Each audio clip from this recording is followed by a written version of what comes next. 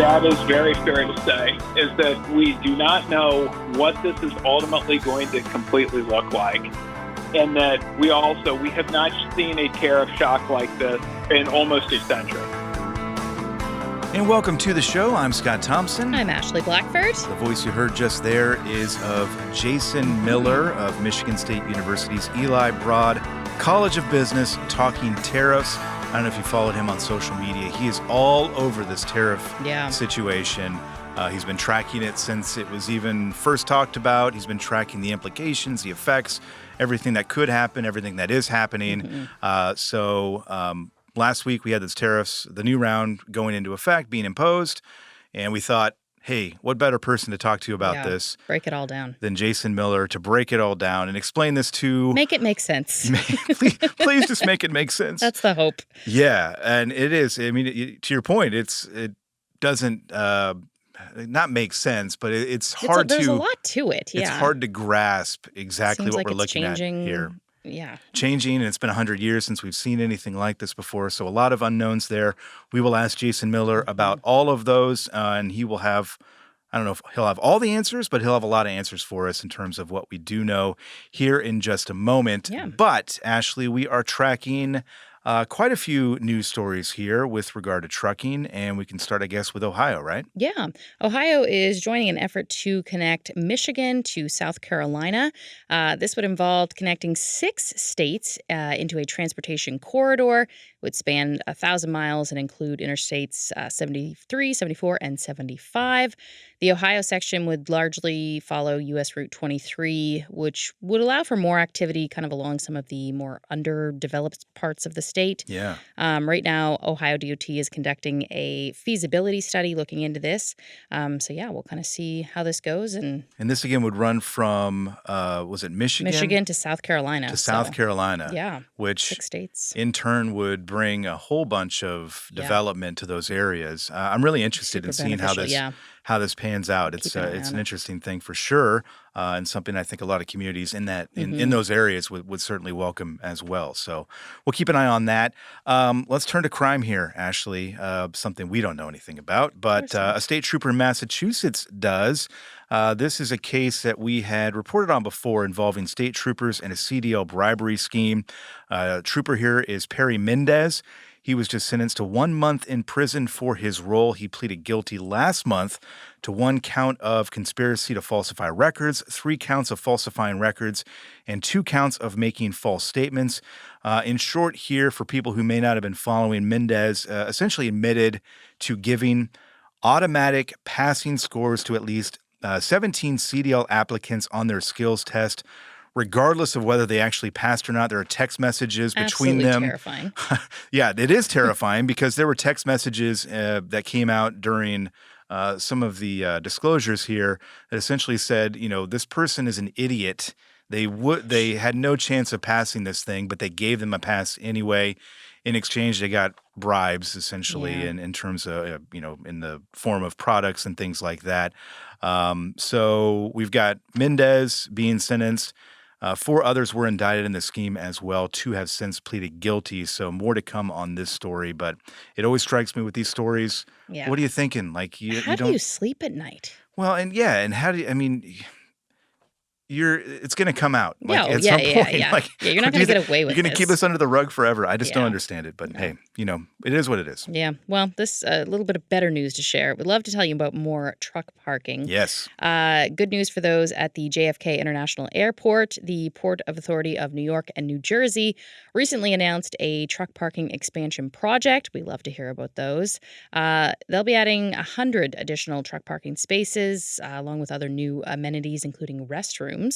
The project's expected to be done in the 3rd quarter of next year. Right now, there's only 50 spots, so this is adding quite a few more. I love it. Anytime we see more truck parking popping up in places, I think that's good. Hats and also off. Raising awareness, too, that it's being talked about that this is an issue for a lot of people. They don't know that. So encouraging there. Let's talk about an interesting new report out of the Colorado DOT, Ashley. It's about driver behavior in the state. Some interesting stuff here. The good news, I think, fewer drivers are engaging in unsafe driving behaviors, down for a second straight year there in Colorado. That's good. Some takeaways here, 36%. I think this is probably, I think it's probably higher. 36% of those surveyed said they drive over the speed limit most or all the time on highways and interstates. I'm going to guess it's probably higher, but I don't know. 34% said they had picked up a phone to make a phone call. 23%, about a quarter, said they had picked up a phone to send a text message. I think that's probably higher based on just my anecdotal observations of people driving around. Yeah, for sure. And 21% said they drove within 2 hours of consuming alcohol, cannabis, or prescription drugs that can cause impairment. Overall, the numbers are down, the negative numbers here. And it's kind of backed up in the crash data there in Colorado, where there's been an 11% decrease in the number of traffic fatalities statewide. 90% of people surveyed said they always wear their seatbelt as well. That just seems low, even though it's 90%. I mean, it's 2025. I think if you asked anybody in the country any question, there will always be, no matter what it is, there's going to be 10% of the population that, does this or that. I was thinking about this, though. I actually, over the weekend, my daughter just got her learner's permit for driving. So I was thinking about all these things. Seatbelt's pretty much automatic for her, but I want to tell her, I just want to tell her that phone, take that phone and throw it in the trunk. You know, don't even touch it. Don't look at it. Especially with new drivers. Yeah. So that was an uneventful weekend, by the way. She did great. So great stuff there. But definitely reminded me of that when I saw this for sure. Yeah. Kids in Arkansas are going to be learning about the rules of the road this year. The Arkansas Department of Transportation is launching a new education and safety curriculum for the new school year called Street Smart. I always find it interesting anytime, you see some of the curriculum that kids learn in school. Sometimes it doesn't seem like, well, this isn't going to apply when they graduate. This, I think, will. It's the first time the state has ever done this. The goal is to teach students safety habits before they begin to drive. So this will be taught from 6th grade to 8th grade. The plan, I guess, is to start this eventually in kindergarten and have it go right through to 12th grade. Okay. It was developed by Arkansas DOT just to, teach these kids the safety habits that they should have on the road before they actually get onto the road. Here's my thing. Are they going to teach handwriting again too? Because you're asking for a lot here, we were Scott. getting my daughter's permit, she had to sign her name. She didn't know how to sign it? She struggles with signing, and I think it's a common thing because they don't teach handwriting anymore. Cursive. Cursive. Thank you. That's what I was looking for. Yeah, they're not teaching cursive. So I've had that conversation with both my kids now about how to sign their name. They don't know how to do it. So they're kind of working through that. But so anyway, maybe that's the next thing that Arkansas can work on. We'll see. We'll see. Real quick here too, Ashley. This is an interesting one, and I think it's a good lesson for everybody out there with regard to social media and doing some due diligence before believing something you read or see on social media, again, in particular. Our friends in Landline Magazine just did a story on this, which you can find on landline.media, but it's a post claiming that Alabama truck driver Eric Darnell went missing after picking up a load in Phoenix. They claimed he was on his way to Memphis when he suddenly went dark, and those are their words there, went dark. Snopes took aim at this. They were the first to kind of swat down the story, I suppose, as they are apt to do. They found it to be false. No missing persons report. No information anywhere really about the story, which presented different facts as the story went on, different places, which should be your first clue about, it not being correct there. But they found the photo of Mr. Darnell was likely AI generated. There was another version of the story actually included a real person's photo, but that person was not connected with this. So a lot of just information all over the place. And we say this, and Landline did this story, I think, to drive home the point here that you got to be super careful about what you read on the internet. You really can't believe anything you read, really. Don't believe anything you read, and make sure you until check. You figure out. And again, rely on those trusted news sources like Landline to disseminate information like this again, because unfortunately, a lot of folks out there that are putting this information out there that is meant to confuse as well. So whatever those motives might be, just be careful. Good reminder for all of us there. We are going to take a break here, Ashley, but when we come back, again, Jason Miller, we'll get him on the line. tariffs, uncertainty, what's it going to mean for the trucking industry, for the economy? Some of these things we don't know. Some of these things we do know just based on history and based on what we're already seeing out there. So we'll get Jason on the line here in just a moment to talk about that and answer all of our questions. Yes. In the meantime, take a quick break for yourself, but don't go anywhere because Trucking with OOIDA continues right after this short commercial break.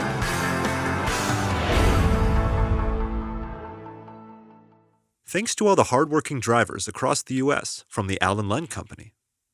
Penske is the trusted source for quality used trucks. Whether you search our website, call our sales staff, or bid at our online auction, you are sure to find the right used truck for your business. Visit PenskeUsedTrucks.com to view our inventory and learn more. High heat and low lubricity can break your diesel fuel down fast. Summer driving means crowded roads, more stress, dust, and a bigger risk of costly engine damage. Howe's Diesel Defender protects from the inside out, cleaning, lubricating, and fighting injector wear. Visit Howe'sProducts.com. Are you tired of the IRS following you around like a dark cloud? Call 888-557-4020 and get your life back. At Truck Stop, we built a better load board for carriers like you. Sign up today and access over 600,000 loads on the most trusted online load board. Learn why the best in the business rely on Truck Stop to make more money and start driving your profit today.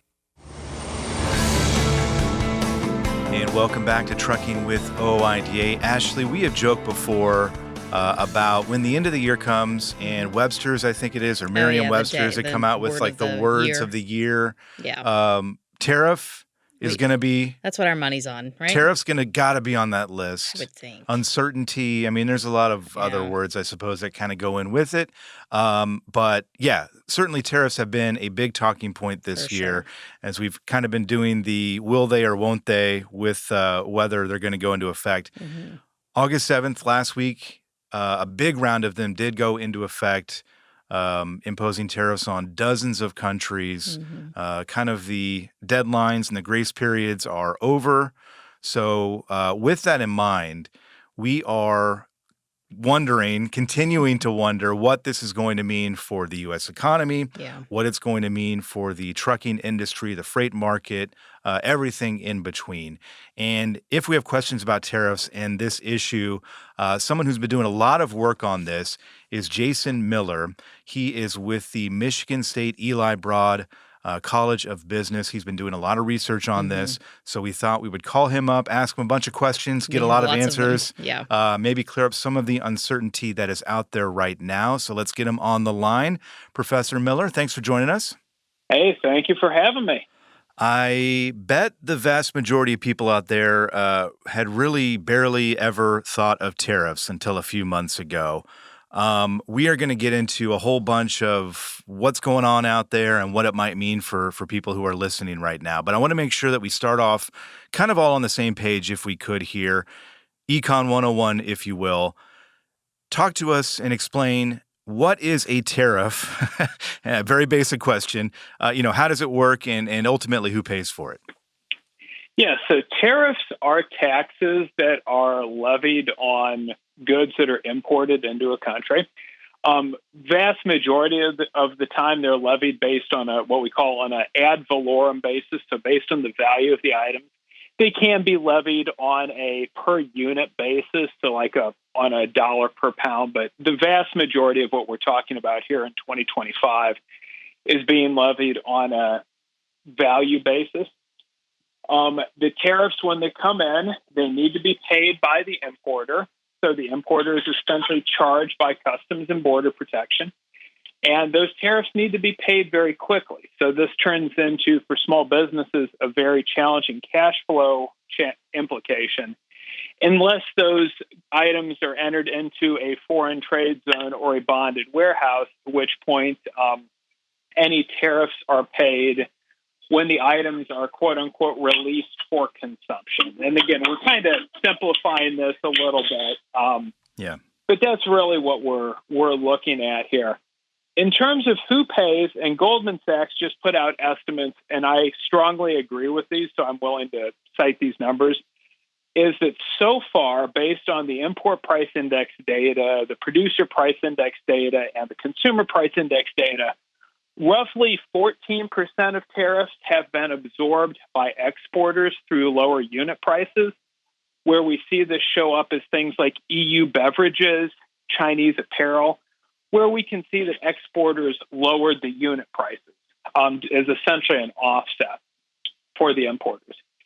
The remaining 86% is being absorbed by the importers, which are firms in the United States that employ people, absorbed by those importers, and some share of that is being passed on to the consumer. Right now, it seems that it's primarily, importers absorbing the tariffs through lower margins, but we know this cannot continue forever. Yeah, and that's the thing we're all kind of watching for here over the coming weeks and months, maybe even a little bit farther out than that as things kind of balance out, whatever that's going to look like. I want to make it clear, too, here, during the first Trump administration, we did see some tariff movement. I think there was mostly on China, and you can correct me if I'm wrong here because I am by far not the expert on this. But as a whole, we haven't seen this in close to 100 years, right? 1933 was the last time we kind of saw something on this scale. Is that right? Yeah. So if you look, the first Trump administration, we had global tariffs on washing machines and solar panels, and then also steel and aluminum products. But that was really aimed at things like steel coils or, aluminum ingots. It was not nearly as broad as the steel and aluminum tariffs are today. And then we had a large number of tariffs targeting China, but those were primarily aimed at what we would call producer goods. So it was either machinery from China or things that are intermediate inputs into a production process. And so this time around, it is much, much, much broader in scope. And a good way to think about it is the Biden administration kept many of the China tariffs in place and then even expanded on those. And what we've seen so far through June is the amount of tariffs being paid are over 3 times what they were this time in 2024. And this is with the 90-day pause in place. So this number is going to increase even more.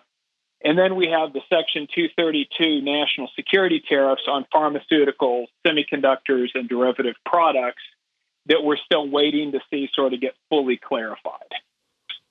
So what you're explaining there is a tariff policy that is expansive. I mean, it touches all sorts of industries. It's, we haven't seen anything like this in a very, very long time.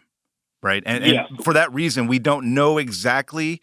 I mean, we have ideas, and obviously we're going to get into that a little bit, but we have ideas about what the effects might look like.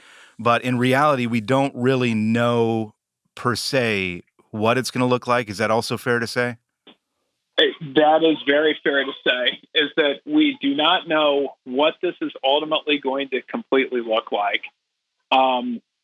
And that we have not seen a tariff shock like this in almost a century. Tariff shock. That is a phrase that just popped out to me because it does feel like this has been a bit of a shock to the system because it has come on so quickly and it has been so widespread. What effects are we seeing already? Again, we don't know what the long-term effects are going to look like in large part, I think, or in some part because we don't know what the policy is going to be like in a few months. But in terms of right now, what we're seeing, what are the effects that we're seeing, right now as we speak? So right now, what we're seeing, and a lot of this is based on both Federal Reserve and Institute for Supply Management survey data, we have seen significantly weaker new orders in 2025 than what we saw, let's say, in 2017. So conveniently enough, the president's first term, the conditions right before he took office in 2016 were actually very comparable to 2024. So we've seen weaker new orders, and we've also seen manufacturers reporting that the price paid for inputs has increased substantially more in 2025. We're expecting that to really start showing up in some of the government, like producer price index data over the next, I'd say, 4 to 6 months. Can I also say, well, let's put our cards on the table here because we've talked before about this, on the program. You were not a fan of this tariff policy. Talk a little bit about your concerns, and these aren't just concerns based on theory. I mean, you've looked at the possible ramifications of all of this, and you've looked at, how this could play out over the coming weeks and months and years, even if we're talking that long out. Talk about your concerns and what you don't like about what you're seeing. Yeah, so what I don't like about what I'm seeing is, one, we're tariffing so many upstream inputs that our manufacturers need. So, for example, steel mills employ about 85,000 people. That isn't very many. There's millions of people, though, in industries downstream that use steel. And so when you make something like imported steel more expensive, and you give the steel manufacturers here in the U.S. the ability to raise their prices because they face less competition, you ultimately hurt far more individuals than you help. And so that is one of the biggest negative challenges that we have. Second, by doing this, we make our exports less competitive because higher domestic prices means that our exports are now more expensive. So that's another issue. Third is we're tariffing some of our closest allies, and that does not help us in terms of the big strategic goal that had seemed to be isolating China. And a perfect example of this is what has happened with India. So we have been pushing for years to essentially get India more aligned with U.S. interests and less aligned with Chinese interests. And that has been working. But the president has thrown much of that away with the proposed tariffs that are now 50% on many Indian goods. So, Professor Miller, we're looking at all of this in the context of, I think, the latest round of tariffs that came into effect on August 7th. And these are the widest round that we've seen so far. We're talking dozens of countries, I think close to 70 countries or something around that number, with new tariffs being imposed on them. When you look at that list, and I look at Mexico and Canada being on that list at 25 and 35%, kind of in that range. I look at the steel tariffs. I look at the aluminum tariffs. There's a lot on that list right there. When we look at the kind of the trucking industry and the freight market, is there one particular or maybe a couple particular, of those tariffs that kind of concern you most in terms of how it might affect the freight market and obviously our listeners in the trucking industry? Yeah, so when we look at it, the big thing with Canada and Mexico is because so many goods are USMCA compliant, or in the case of Canada, they're energy related, so they get sort of excluded. The tariff rates from those countries aren't that bad, but certainly the steel and aluminum and now copper tariffs are, very concerning because by raising the costs of fabricated metal products and machinery and things of that sort, it's not encouraging from a downstream demand standpoint. When we think about industries in the U.S. that are doing well right now, electrical equipment really stands out because of the data center boom. But one of the challenges is a lot of the equipment we need for data centers is imported, especially when it comes to the electrical generation. Not only finished equipment, but also the inputs for electrical equipment. A lot of that's imported. So that is extremely concerning that could put a little bit of a damper on demand. But just in general, the economic uncertainty alone is not helping.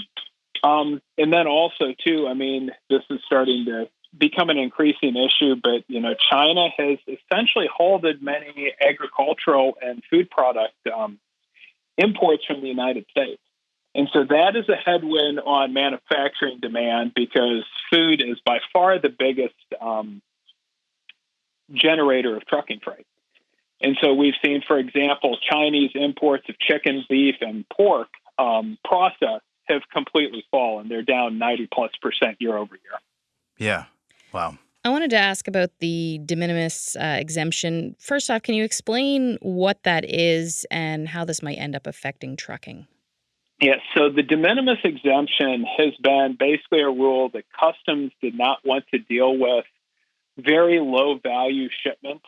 And so essentially anything for an importer under $800 a day was subject to far less scrutiny.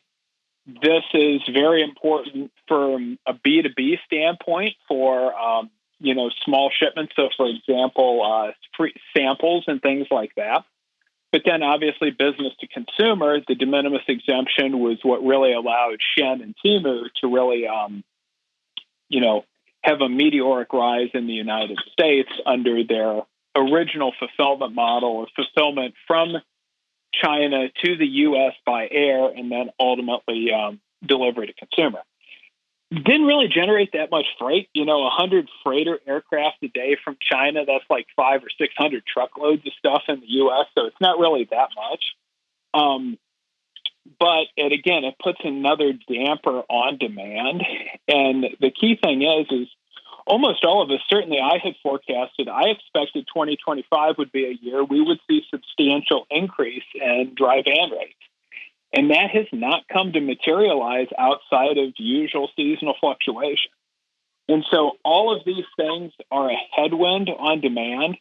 And as of right now, all the evidence suggests importers really have tried to bring in goods from the rest of the world during this 90-day pause, which means we could be seeing, I think, a substantial slowdown in imports, especially containerized imports, as we move through August and then get into September, October, which traditionally had always been peak season.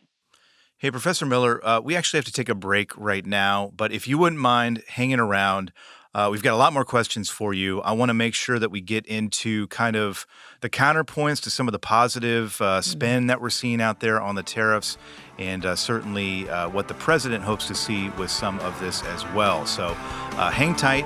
We're going to get back to you here right after the break. Trucking with OOIDA continues right after this.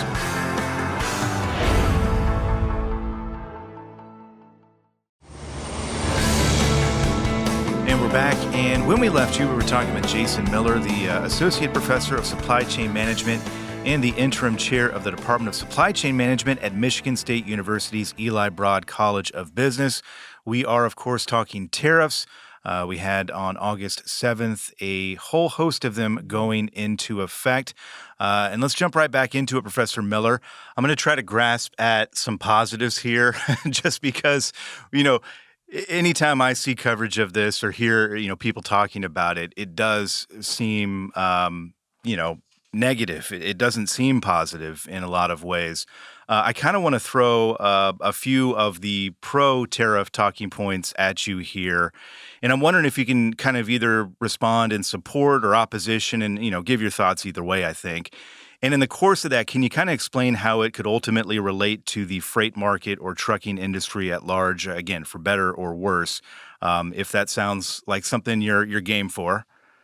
Yep, absolutely. Right. And in the course of it, I can point out there are some sectors, steel production in the United States is higher right now than it was last year.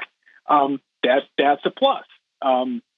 It gets counterbalanced by the fact imports have plunged. That's a negative. Our exports of steel products have plunged. That's a negative. So you can find positives, you can find negatives, and it's really the balance of each. So I'm looking forward to these questions. Yeah, and I suppose the first thing we can talk about, and you mentioned it a couple times, and we've talked about it time and time again, Ashley, on the show here, about the uncertainty, right? Because the tariffs, we had, the deadline was this day, and then it got pushed back, and then it was this day, and then it got pushed back again. We had the 90-day pause that you talked about. So amid that uncertainty, I think there was a bunch of, anxiety about, is this going to happen? Is it not going to happen? Do I do this? Do I do that? The uncertainty largely, I think, is mostly over because this is happening. When we look at that, is that going to be something that kind of balances things out, I suppose, in a way? Because they say, hey, we know what to expect now. This is what it is, and we can move forward. Is that, I guess, a positive in a way? No, it is, in that uncertainty forces everybody to pause. So, for example, if you were a manufacturer and you were expecting you would benefit, you may have been pausing any capital investment because you wanted to see would the higher rates actually go into effect. Now that they are, you say, okay, we think demand will improve enough that we can justify expansion. So that's good. The negative of that is you had a lot of firms, I think, holding off, either canceling plans, they were just pausing them, they were holding off, layoffs and things of that sort. But now they're going to move forward with that. And so that's where we're going to be waiting to see the balance of positives and negatives. I think also from a price increase standpoint, a lot of firms were holding off price increases to wait and see where these tariffs settle themselves in at. Now that they're settling, I think, and there's some more certainty, I think you'll see some firms have a little bit more confidence that they can start raising prices. And so I think we're going to start to see more of the concrete economic effects start to appear. And as those effects appear, it's going to allow policymakers to either adjust, and it's going to allow firms to adjust for the good or the bad. One thing the president has talked about more than a few times is this idea of it bringing in more government revenue, right? And we have seen a little bit of that, right? The Treasury Department, I think, said last month they brought in more than $29 billion in customs and excise taxes, which is about 3 times larger than it was just a few months earlier and 3 times larger than it had been over previous years. When you look at that as being a positive, and it sounds like a positive on its face, but I think what you're going to tell me here, and I'll let you do the talking, but we look at the balance again, and that money is being taken away from other places. Talk about that idea a little bit.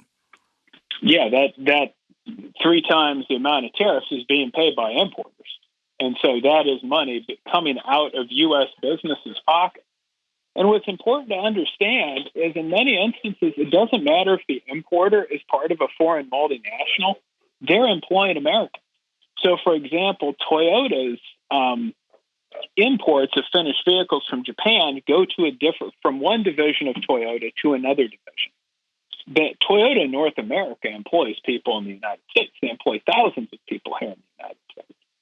And so basically when they're saying, well, government revenue's up, what they're saying is business taxes have risen substantially. But the difference is rather than taxing profits at the bottom of the balance sheet, we're now taxing companies at the top of the balance sheet. Right. And eventually that money or that cost, I suppose, is going to get passed down, right? They're not just going to eat that. Eventually they're going to have to come up with creative ways. I mean, again, the one argument would be, well, they'll just shift production to the United States. And in many instances, that's just not feasible. Yeah. And so that's one thing to keep in mind. I was just doing a radio call with local Detroit station, and they had a retailer on, small clothing boutique retailer, who was using the example that a lot of the inputs some of the apparel makers they buy from, which are domestic manufacturers for higher end products, all of their inputs come from China because China is the textile producer for the world. And so they were making the point that the domestic manufacturers were being disadvantaged because of these massive tariffs on Chinese textiles. And there's no chance those textiles are ever going to be made in the U.S. again. It just doesn't make sense. Yeah, and that's something we've talked about too, is the idea that, the idea is that this ultimately will bring American jobs and manufacturing back to what you just talked about there. But in doing that, you would be talking about building factories here, something that would take years, right? And that's just not happening. It doesn't sound like in your estimation there. Yeah, so certainly for a lot of products, we're not going to build the factories again because no one wants to make investments that are going to take 25 years to pay out. When all of these policies could be erased, not only by the president right now with the snap of a finger, but if there's a change of administration, these tariffs could all vanish on January 20th, 2029. Yeah. There was a feeling, I think, early on that this was kind of a negotiating tactic by the president to get concessions out of countries. And I think we saw a little bit of that with regard to at least the Mexico and Canada, fentanyl and illegal immigration. That I suppose is another thing that you hear out there, that this is a way for the U.S. to get concessions out of countries that they're trying to make deals with. What would you say to that? I suppose as maybe a counter or your viewpoint on that idea. Well, so us bullying other countries makes everybody look towards the other political pole of the world, an economic pole, as a much more stable nation, and that's China. And so the one thing to realize is when you bully somebody, it makes people look elsewhere. And everybody right now is looking much more closely at China. And so from a long-term geopolitical standpoint, it does not make sense when you want to isolate China by driving every other country or bloc of countries towards it. Yeah. I'm trying to grasp at positives here, and I think it can be challenging at times. The last time I spoke with you was a few months ago, and I had asked you at the time, about the economic experts out there and whether you're hearing from anybody who is positive about this. And I think you kind of struggled to come up with an answer at that time. Are you sensing or hearing any change out there from the experts about what they're seeing, and feeling positive about this whole situation?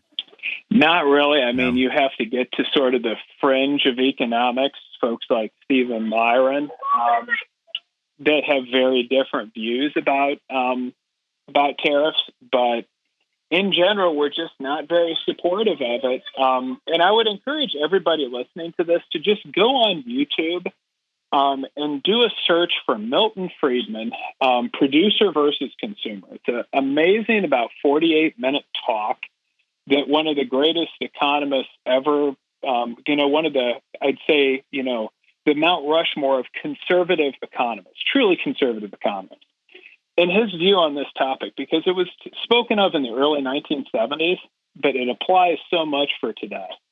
And he touches on issues, other countries dumping their products and, other countries tariff our goods. Shouldn't we tariff theirs? And he has very good arguments against each of these points. What I'd remind everybody is, if you think about it, we're a nation where we have 342 million people, and it doesn't matter if they're 1 month old to 115 years old. Everybody in this country consumes goods. We only have 13 million people in factories, which is about 3.8% of our population. And so what you can think of is tariffs disadvantage I'm doing my math in my head, the other 332 million people who don't work in a factory. Yeah. I'm curious, if you were a betting man, what does this look like over the coming months? So I think that we will see pretty much the continuation of this. I think that if the semiconductor and pharmaceutical tariffs go in sort of as very extreme versions, I think there's a very, very real possibility the economy falls into a recession. I think that there's some argument right now that because most industries are actually showing declining payrolls, that at the moment, a widespread argument could be made that we may actually already be in a recession. And we're just in the initial month or two, and things will get worse as time goes on. So what I'm going to be looking at very closely is going to be the new order data from both the Fed banks and Institute for Supply Management, as well as S&P Global for August and September, because I want to see if there's any improvement once these tariffs start to stabilize, because if the answer is no, then I'm going to increasingly become concerned that the economy could fall into a recession by early 2026, if not sooner. And talk about what that would look like, too. Obviously, I think we're all familiar with what that has looked like in past years. But in the context of everything else that's going on right now, and in the context, I think, of trucking as well, what does that look like if that is, in fact, where we are headed? So, well, one, I mean, the thing is that freight rates really don't have anywhere that they can go. They can't go much lower than they currently are. So we're not going to see rates come down. We would see volumes come down a little bit, depending on, again, exactly what ends up taking place. And so the big concern now is much more from a volume standpoint than a prices coming down standpoint. So we have to see where that all works itself out. But I would say right now, for kind of where we currently are at, is if we were going to fall into a recession, it would be fairly mild, because I think at that point we may see a lot of the policies reversed, because there would be a realization that it was negative. Well, that's what I was going to ask you too, because the president has been very clear that this is his plan. This is what he wants. He wants these tariffs in effect here. How easy or hard would it be to kind of put that genie back in the bottle, right? If the negatives do start to weigh down the economy on multiple fronts, could the president essentially just reverse what's been done? What's that escape route look like? Yeah, he literally could say, I'm reversing all of this, because every aspect of this has been done by executive order. Right. He could completely reverse all of it tomorrow. Right. And so that would be the saving grace. But the key thing is that would require the president admit that he made a mistake. Yeah. And I don't think it's political to say that man does not really like to ever admit he's made mistakes. Yeah. We also have, I know this is still working its way through the courts, and I think it's worth mentioning too that this is tariffs are a thing that Congress traditionally has the authority to impose. In this case, they've kind of abdicated, I think, that duty to the president here. There is a decision coming at some point in the courts, right? We had a federal court in, I think, May rule that the president didn't have the authority to do this, to impose these tariffs. The White House appealed. We're eventually going to get a ruling on that. That is also another possible outcome here, right? Is that the courts say you can't do this? Certainly on the reciprocal tariff aspect. Okay.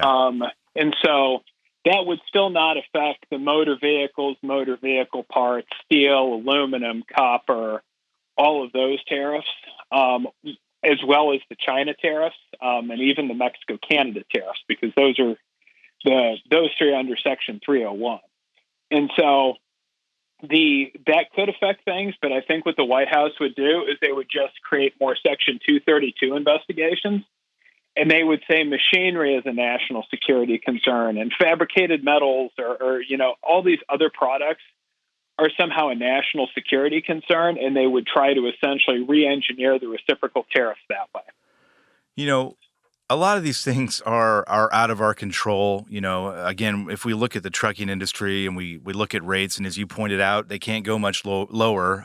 Volume obviously could decrease, which would have an effect on everybody out there. With that in mind, with these things being out of our control, would you have any advice for folks out there, owner-operators maybe specifically, who are, trying to navigate through all of this and trying to figure out, what to do and how to keep their business alive? What would you tell them in terms of kind of being agile and adapting to what they're seeing out there? What I'd say right now is it's all about finding every efficiency you possibly can. It's making sure that you're trying to get, good, well-structured load chains that's minimizing your deadhead, making sure that you're appropriately pricing. I mean, if I'm going to run a load into Boston, chances are you're going to run out empty. So you need to appropriately price that load into Boston to make sure that you can still be profitable overall if you have to run 100 miles empty to your, next follow-on load. So it's really about finding every efficiency you possibly can.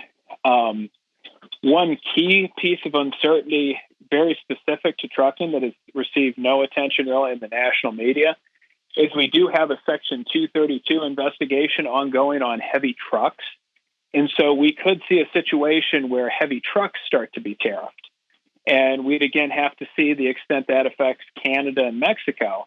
But certainly Mexican-built Class 8 trucks, this could turn into another, tariffed item. if that moves forward, I would expect that there could be a sudden surge in buying as folks tried to get ahead of tariffs, let's say a 25% tariff on Mexican-made Class 8 vehicles. Talk about that a little bit, because as you mentioned, I don't think it's getting enough attention. What are those conversations looking like right now, and where are those discussions possibly headed? Well, so right now there's an ongoing investigation. I'm going to be blunt. I'm very convinced they already know what the conclusion is, and that is that we have to tariff heavy trucks because that represents another national security concern. So I think the question is just, what's the tariff rate? I don't think it's a question of if, it's just a question of when. And it's a question, again, coming down to USMCA exemptions and things of this sort. Because right now, one of the things that's shielding the North American automakers, and as well as even the European and Japanese ones to some extent, is that the way the auto tariffs are set up is what ultimately should happen is a 25% tariff gets assessed on the non-U.S. value in those vehicles, which means for Mexico and Canadian-produced vehicles, maybe 75% of the vehicle's value gets tariffed. Right now, though, the Customs and Border does not have the system in place to support that. And so the rule is, if your vehicle is USMCA compliant, it is not subject to tariff. So as I had shared on LinkedIn not that long ago, Canadian assembled passenger vehicles are effectively not being tariffed right now. And so we're waiting to see once that gets implemented, because that will be a huge shock to tariffs being paid on vehicles assembled in Canada and Mexico. And already a lot of Mexican assembled vehicles are not USMCA compliant, so they're getting assessed full tariff. And so we're just waiting to see things like that implemented to see what it is. I would tell you right now, if you're a trucking company with a lot of exposure to the auto sector, I would hunker down because that does not appear to be a very healthy part of the economy at the moment. As we kind of wrap things up here, I just want to mention, I think knowing you would love to be wrong about a lot of this because it would mean that we were not headed down, this potential precarious path, or however you want to call it. But you are looking at the data here. You're not just kind of spitting out ideas and theories and whatnot. This is all based on data and all based on research that you have done, right? This is based on either research I have done or already published research that's looked especially at the 2018-2019 tariffs, as well as prior research looking, for example, all the way back to Bush II's 2002 and 2003 steel tariffs. Yeah. As we wrap up, Professor, final thoughts for folks out there. Again, I know this is it's a lot to absorb and a lot to digest because it is kind of a complicated issue and it has big implications. But just final thoughts from you for everybody out there. Yeah, no, we're in unprecedented economic times. This is basically the second time in 5 years we're seeing something that we have no good historical basis for. And so there's going to be disagreement, but you just got to let the data back it up. What I would say is, for anyone who thinks that this has benefited the trucking industry, rates are the same as they were last year, practically. And nobody was predicting that at the start of the year. Yeah. I guess that's a good, real quick question, too, to end is, what policies would you like to see, or what do you think would benefit folks out there and get things going again? I would literally drop all of the tariffs put in place. Yeah. I just don't see really much reason for that. And I would even roll back a lot of the ones the Biden administration put in place on China as well. I'm very skeptical of tariffs. I'm very pro free trade. This narrative that is developed of other countries taking advantage of us just does not have a historical basis. I mean, the EU's effective tariff rate on us was less than 5%. I think it was around like 2%. And so just this narrative, I mean, for lack of a better term, let's stop sounding like a nation of frickin' victims and just move forward, because that's all it seems that I hear anymore is everybody's taking advantage of us, when in reality, there's just a lot of really good companies overseas that produce goods that American manufacturers, wholesalers, and consumers like to buy.